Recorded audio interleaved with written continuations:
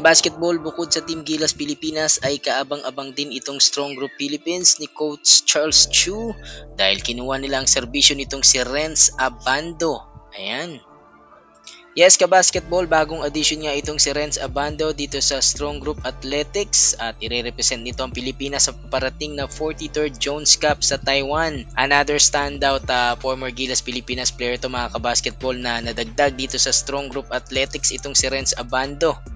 Nai-report na nga natin mga kabasketball na kasama niya rito. Ito rin yung sina Jordan Heading, RJ Abarrientos, Kaylan Johnson, ito pong si Ange Kwame at si Chris Maculo na former SMB import. Kabasketball, hindi na nagdalawang isip itong si Renz Abando na tanggapin ang alok nitong SGA dahil nga po siya ay free agent ngayon matapos yung kanyang kontrata dyan nga po sa may anyang sa KBL. Well, malaking tulong itong si Abando mga kabasketball ay yung kanyang hustle play, yung defense at yung kanyang decent outside shooting.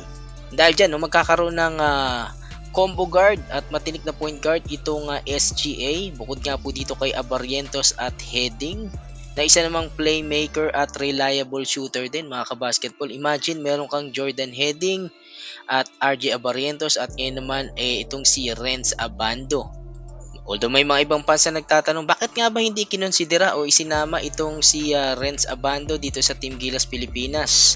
Well, marami kasing reason dyan itong si Coach Tim Cone. Isa nga po sa sinasabi niya mas prepared niya yung mga big guards like Calvin Optana and Dwight Ramos to match the European point guards dahil alam naman po natin na matatangkad itong mga European mga kabasketball. So yan yung isa sa naririnig nating mga reason. But anyway mga kabasketball, okay lang dahil i-represent pa rin naman niya itong ating Team Pilipinas, itong SGA. Renz Abando will bring his versatility dito nga po sa SGA, yung kanyang skills, yung depensa at yung kanyang experience dyan sa abroad.